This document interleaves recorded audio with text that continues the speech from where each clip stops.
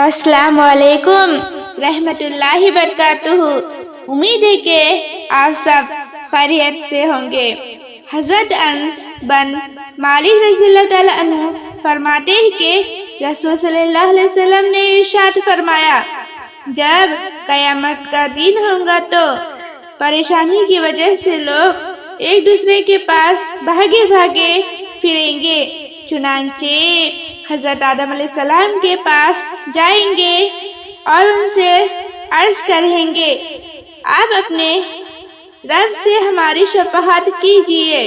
وہ فرمائیں گے، میں اس کا اہل نہیں، تم ابراہیم علیہ السلام کے پاس جاؤ، وہ اللہ تعالیٰ کے دوست ہے۔ یہ ان کے پاس جائیں گے، وہ فرمائیں گے، میں اس کا اہل نہیں، لیکن تم موسیٰ علیہ السلام کے پاس جاؤ، وہ کلیم اللہ یعنی اللہ تعالیٰ سے باتیں کرنے والے ہیں۔ یہ ان کے پاس جائیں گے، وہ بھی فرمائیں گے، میں اس کا حائل نہیں، لیکن تم عیسیٰ علیہ السلام کے پاس جاؤ، وہ روح اللہ اور کلمۃ اللہ ہے۔ یہ ان کے پاس جائیں گے، وہ بھی فرمائیں گے، میں اس کا حائل نہیں، البتہ تم حضرت محمد مصطفیٰ صلی اللہ علیہ وسلم کے پاس جاؤ، چنانچہ وہ لوگ میرے پاس آئیں گے، میں کہوں گا، بہت اچھا، شفاعت کا حق مجھے حاصل ہے۔ اس کے بعد میں اپنے رب سے اجازت مانگوں گا، مجھے اجازت مل جائے گی اور اللہ تعالیٰ میرے دل میں اپنی ایسی تعریفیں ڈالیں گے جو اس وقت مجھے نہیں آتی۔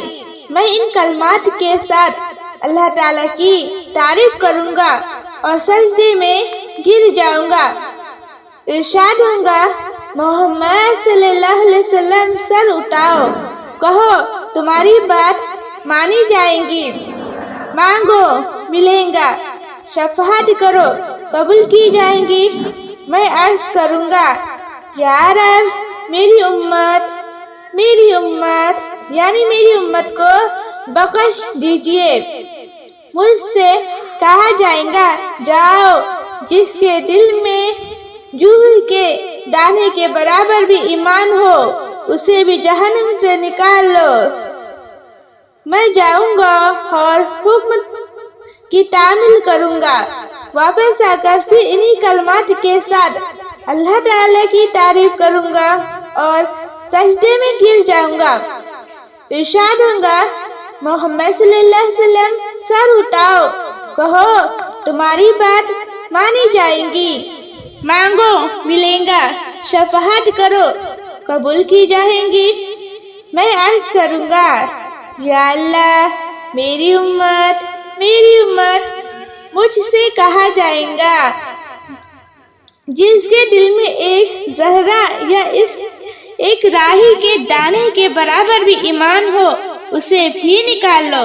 میں جاؤں گا اور حکم کی تعمیل کروں گا، واپس آ کر پھر انہی کلمات کے ساتھ اللہ تعالیٰ کی تعریف کروں گا اور سجدے میں گر جاؤں گا، ارشاد ہوگا، محمد صلی اللہ علیہ وسلم سر اٹھاؤ، کہو تمہاری بات مانی جائے گی، مانگو ملے گا، شفاعت کرو قبول کی جائے گی۔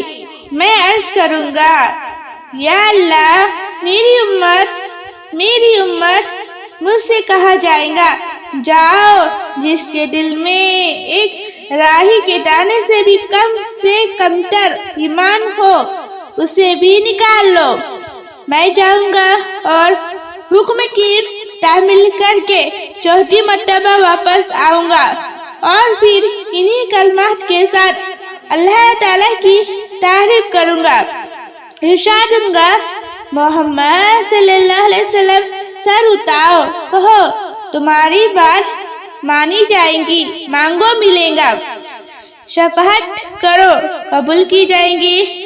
میں عرض کروں گا، میرے رب، مجھے ان کے نکلنے کی بھی اجازت دیجیے جنہوں نے کلمہ لا الہ الا اللہ پڑھا ہو۔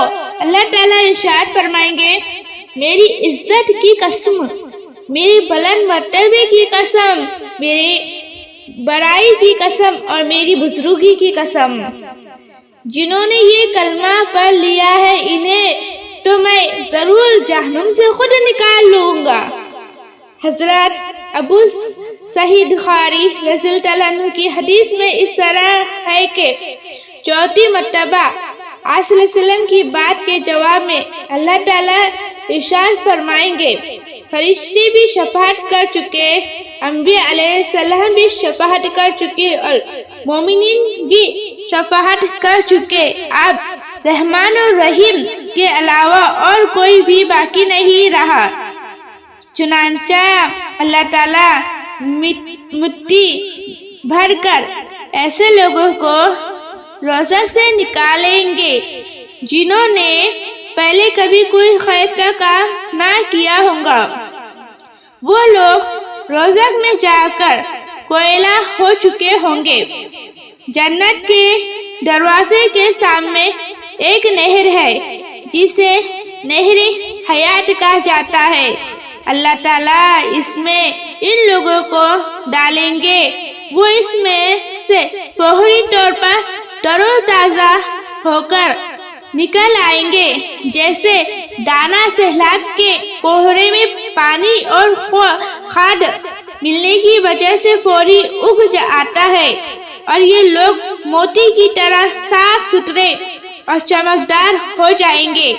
ان کی گردنوں میں سونے کے پتے پڑے ہوں گے جن سے جنتی ان کو پہچانیں گے۔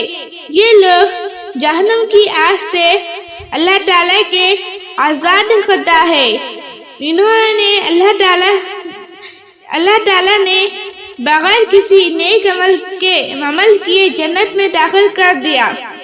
پھر اللہ تعالیٰ ان سے فرمائیں گے جنت میں داخل ہو جاؤ، جو کچھ تم نے جنت میں دیکھا وہ سب تمہارا ہے۔ وہ کہیں گے ہمارے رب، آپ نے ہمیں وہ کچھ عطا فرمایا دیا جو دنیا میں کسی کو نہیں دیا۔ اللہ تعالیٰ ارشاد فرمائیں گے میرے پاس تمہارے لیے اس سے افضل نعمت ہے۔ وہ عرض کریں گے ہمارے رب اس سے افضل کیا نعمت ہوں گی؟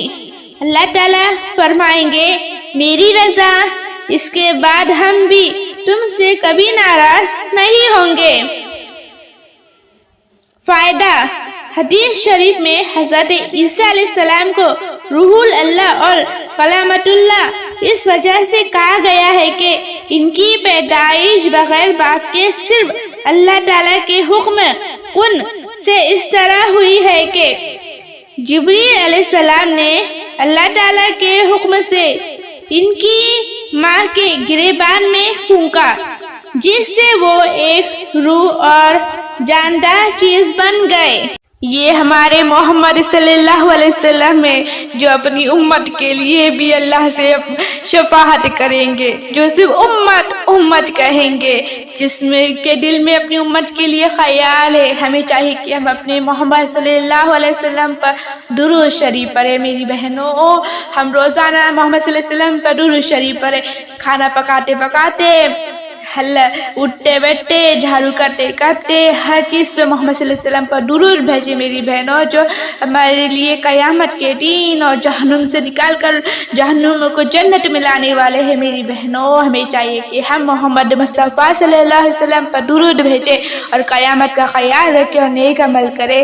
میری بہنوں، ہمیں چاہیے کہ ہم اچھے سے اچھے نمازیں 5 ٹائم کی ادا کرے، تاکہ کل ہمیں قیامت کے دن اللہ تعالیٰ کا فکر ہے کہ وہ جس نے ہمیں اللہ تعالیٰ نے ہمیں اتنا چیز دی، نعمت دی اور ہمیں کھلایا، ہمیں اللہ نے ایک کام کرنے کی توفیق عطا فرمائے۔ آمین۔